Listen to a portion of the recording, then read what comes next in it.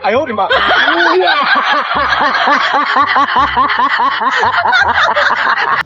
For today's video mga kabusing, andito po tayo, exercise muna tayo ulit, no? Happy Sunday pala sa lahat ng ating mga followers at viewers natin dyan, sa lahat mga baguhan natin yung follow. Maraming salamat sa inyo at magandang umaga. Happy Sunday sa lahat. Ngayon galing po tayo sa pagsamba, so ngayon pag uwi natin dito, exercise muna natin yung ating paa bago tayo aakyat sa bahay. So ito sa harapan naming bahay, dito ako exercise muna ako para sanay yung ating paa. So nga pala sa ating mga kasamahan at kaibigan dyan, gusto na po tayo makabalik sa ating trabaho. So ganyan pa tayo, gustong gusto na po talaga, pero kaso lang hindi pa talaga natin kaya at mayroon pa tayong antina.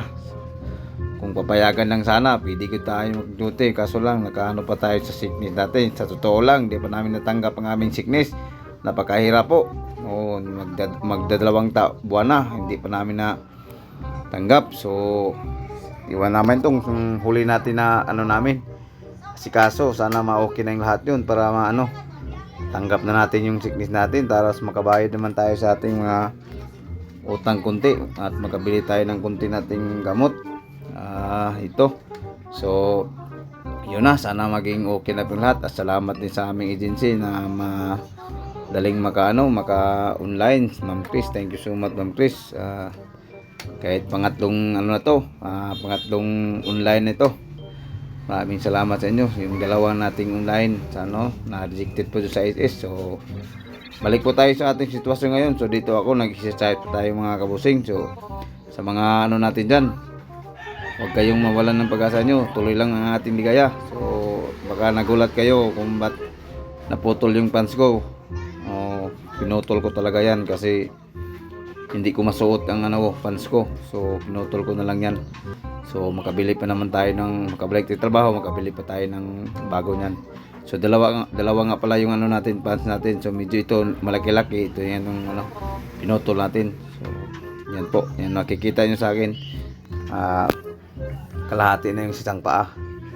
Putol na yun. So di pa tayo na pala nakabihis, no? Andito pa tayo sa bago tayong akyat sa natin yung paa natin. So makikita nyo dyan, mayroon akong kausap pero hindi ko na sila boses nila. Kumbaga boses ko na lang yung naririnig nyo ngayon. So nga pala, tawa-tawa lang ako kasi mayroon tayong dumadaan ng mga kaibigan natin. Nakikita nila na ganyan ang ating itsura ngayon. So sa awa ng ating Panginoon Diyos, so nakaraos pa rin tayo kahit kunti. So sana makadali na tayo makabalik sa ating trabaho para natin. Kaya totoo lang, hirap na talaga kami. So si Mrs. mayroon masamang pakiramdam sa katawan.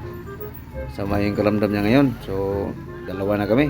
So minsan napilitan ako magluto ng kahit mahirap. So sinasanay lang natin yung katawan natin kasi kung palagi tayo nagtulugan sa pansitan, tayo pa rin yung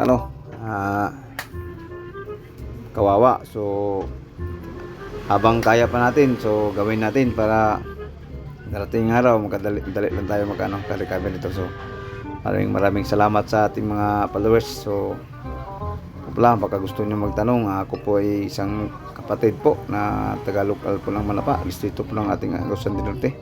So ito po, galing pa ako pagsamba. So ngayon pag uwi natin, ganito na yung tsura ko. Natin medyo exercise lang konti, angat-angat yung paa para masanay ba?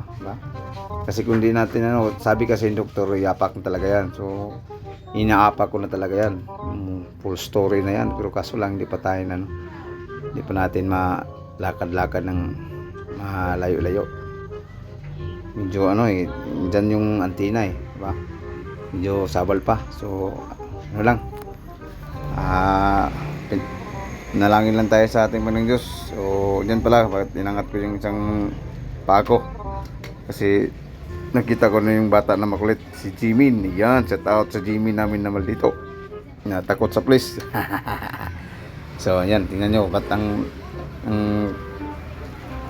right na paa ko yung inangat-angat ko dyan. Tingnan nyo tagilid muna tayo. So yan, save lang ba para Isipin na kaya na pero di pa yan kaya. Mga pala sa mga baguhan sa ating followers no at viewers natin na mga bago dyan. So yan, nangatin nyo bago, sipa ko na yan. So, maraming salamat sa inyo. Paki-like and share naman yung video kung nagustuhan nyo. At God bless you sa ating lahat. Happy Sunday ulit sa lahat.